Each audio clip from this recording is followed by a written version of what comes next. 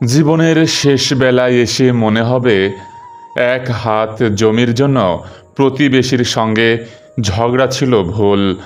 রাত জেগে মিথ্যা স্বপ্ন বুনে কারো সঙ্গে চ্যাট করাটা ভুল ছিল।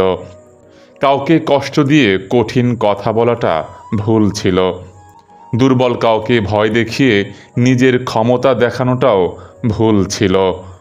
শেষবেলায় মনে হবে ক্লাসের সবচেয়ে মেধাবী ছাত্র না হলেও জীবনে কোনো ক্ষতি ছিল না।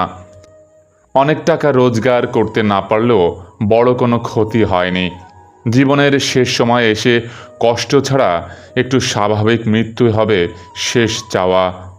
শেষবেলায় মনে হবে মানুষের দোয়াটাই ছিল সবচেয়ে মূল্যবান সম্পদ, যেটা আমি অর্জন করতে পারিনি। মানুষের মনে কষ্ট দেওয়াটাই ছিল সবচেয়ে বড় ভুল। শ্বাসকষ্টের মাঝে আটকে থাকা নিঃশ্বাসের কষ্টে শুধু মানুষের দোয়াটাই মনে হবে সবচেয়ে মূল্যবান। অথচ এত কিছু ভেবেও আমরা যৌবনকালে নিজেদের নিয়ন্ত্রণ করতে পারি না। একজন প্রবীণ মহিলা বাসে উঠে বসল। পরের স্টপে একজন শক্ত সামর্থ্য যুবতী উঠে এসে বৃদ্ধা মহিলার পাশে বেশ কিছু ব্যাগ নিয়ে ঠেলে ঠুলে বসে পড়ল। যুবতীটি যখন দেখল যে বয়স্কা মহিলা চুপ করে রয়েছেন, তখন সে বৃদ্ধা মহিলাকে জিজ্ঞাসা করল, সে যখন ব্যাগ নিয়ে চেপে চুপে বসল তখন তিনি কেন অভিযোগ করল না? প্রবীণ মহিলা হাসি দিয়ে জবাব দিলেন, এত তুচ্ছ কিছু নিয়ে আলোচনা করার দরকার নেই, কারণ তোমাকে পাশে নিয়ে আমার ভ্রমণটি খুবই ছোট। আমি পরের স্টপে নেমে যাচ্ছি। এই উত্তরটি সোনার অক্ষরে লেখার দাবিদার। এত তুচ্ছ কিছু নিয়ে আলোচনা করার দরকার নেই, কারণ আমাদের একসাথে যাত্রা খুবই ছোট।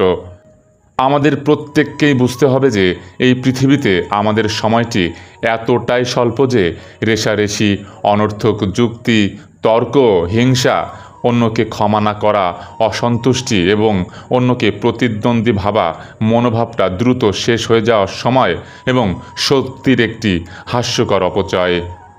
কেউ কি আপনার হৃদয় ভেঙেছে? শান্ত থাকুন, ট্রিপটি খুবই ছোট।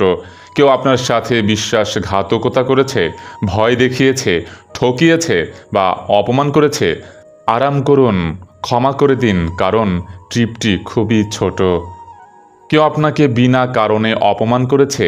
শান্ত থাকুন, এড়িয়ে যান, কারণ ট্রিপটি খুবই ছোট। আপনার বন্ধু আপনাকে সবসময় ইগনোর করে, আপনার বিরুদ্ধে মন্তব্য করে? শান্ত থাকুন, তাকে উপেক্ষা করুন, ক্ষমা করে দিন, কারণ এই ভ্রমণটি খুবই ছোট।